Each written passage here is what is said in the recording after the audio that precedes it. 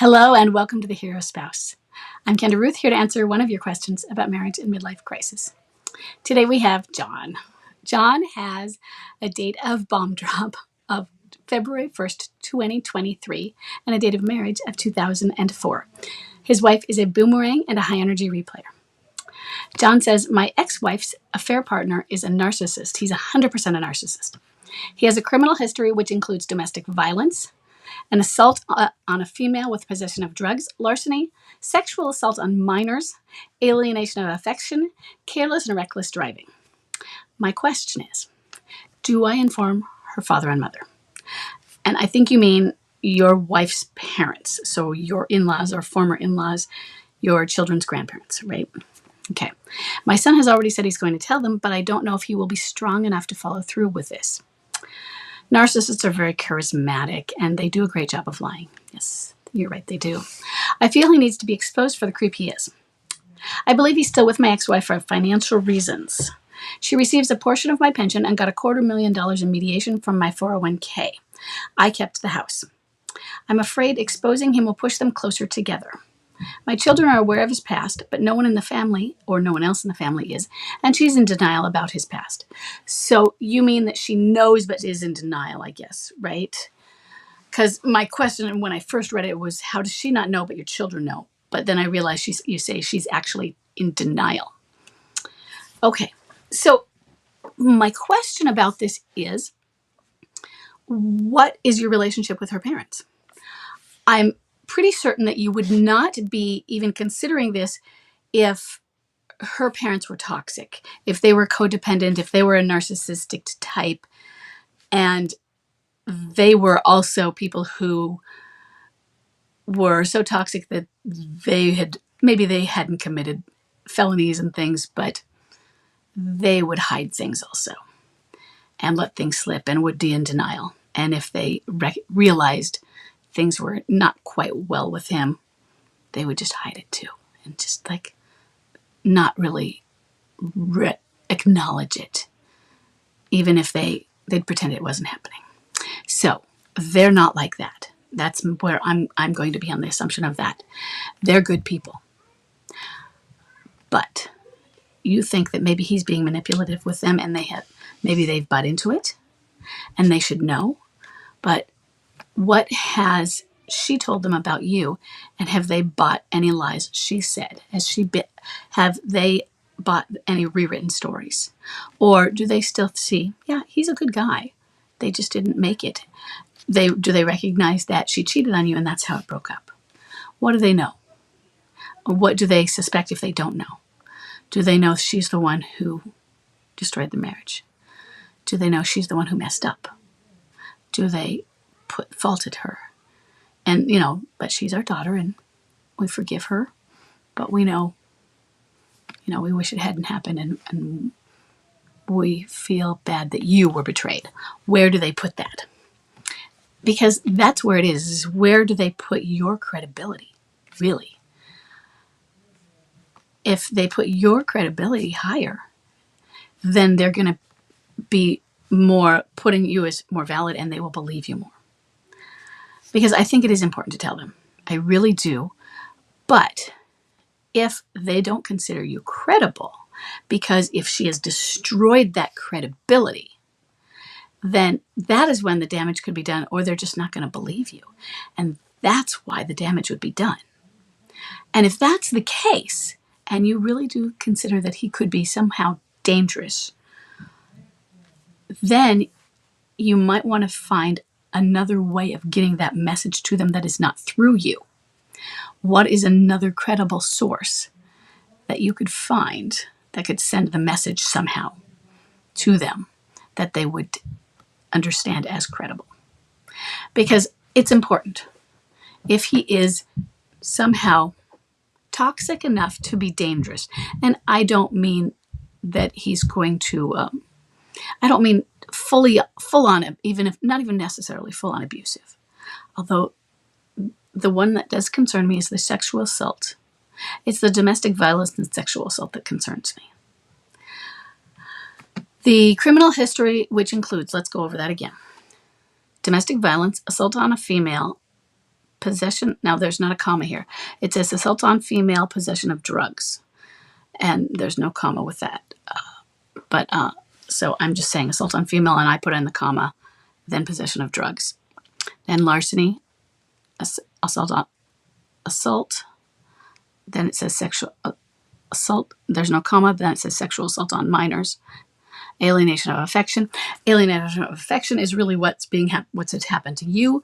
So I wouldn't include that because, yes, it's a big deal to all of us, and I wish it were a bigger deal, but it's not anymore. It's not even often considered a big legal issue. So, and careless and reckless driving. Under what circumstances were the careless and reckless driving? And again, how long ago was careless and reckless driving? So somebody could have been careless and reckless driving many, many years ago, and they could have rehabilitated. They could have been just really stupid in college and done much better with their life now. And it's never happened again. So that might not be the big deal it is. It might have been a big deal then. But the domestic violence and the sexual assault are the ones that concern me.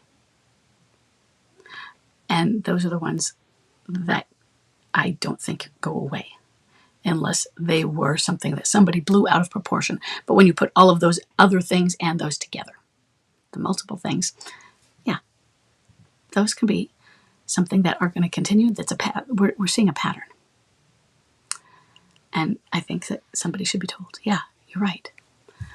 And you said your children are aware. So one of your sons, or your son is going to say it, and you're not sure he would follow through, which I understand. And your other children, so more than one, are aware of the past. And are your children grown? So are they old enough that they are safe? Because who is in danger? That's the next thing is it only your wife who's in the house with him? Who needs to be warned? Are you concerned for her physical safety? Mental safety and mental and emotional? Are you concerned merely for the finances because you think he's there for that?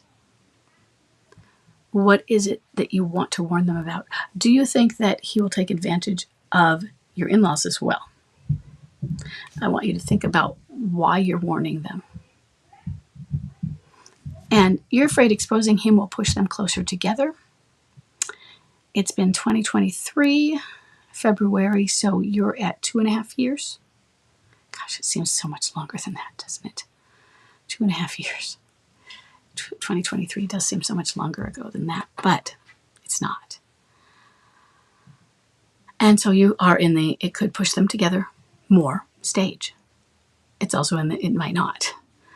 It is in the, he could latch in more stage, yes. And remember what happens when somebody tries to escape stage.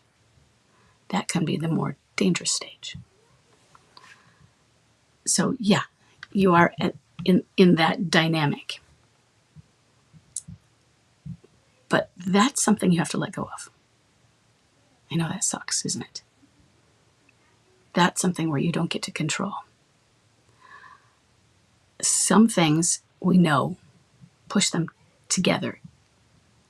And yet also that pushing them together is also what creates the beginning of the end. And we need that to happen. So what are you going to do about that?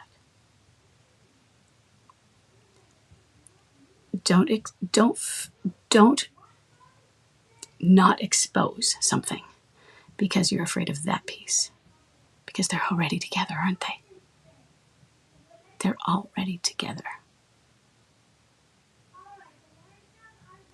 And closer together,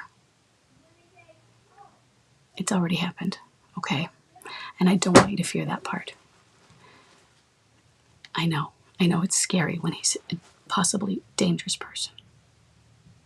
But it's already, your fears have happened. And Yeah, anything can get worse. I know. I don't want to say they can't get worse, because they can. Things can always get worse. So I don't want to give standard advice and they get better for most people, and then there's that one where they do. But really, they're together already. So what's going to happen?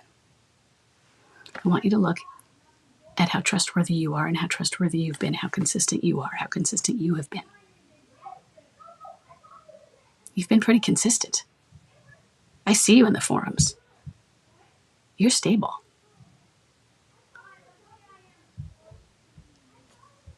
You seem to be somebody who would be very respectable to your in-laws. So if they are some people who look at you and recognize that in you, yeah, you can go tell them. Think about how you're going to approach them, though. You may want to write out a script if you need to. How are you going to tell them? Maybe you start with, you know that I have always been there. You know that I have, I've worked for and always wanted to be married to, and use her name, not your daughter. And I loved her forever. And I still love her to this day. And I want what's best for her. And even now, I wish that we were still married, and I wish that I could make things better, but I can't. But maybe I can do this thing, and I can let you know that I'm worried and I'm scared for her.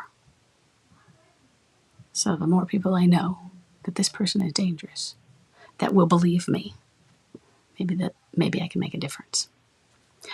I don't know. Think about what will work, because there's going to be people out there that won't consider you credible, and the more people you tell, the more it gets out to him, and that you don't want either. So you keep your circle close and tight, but you also keep your circle, tell people who will believe you and who can do something, who can make a difference. Okay? Because narcissists, especially those who, well, covert or not covert, they're dangerous. Those who really know what they are, they're dangerous. Okay? And I'm really sorry about that, John. I'm really sorry.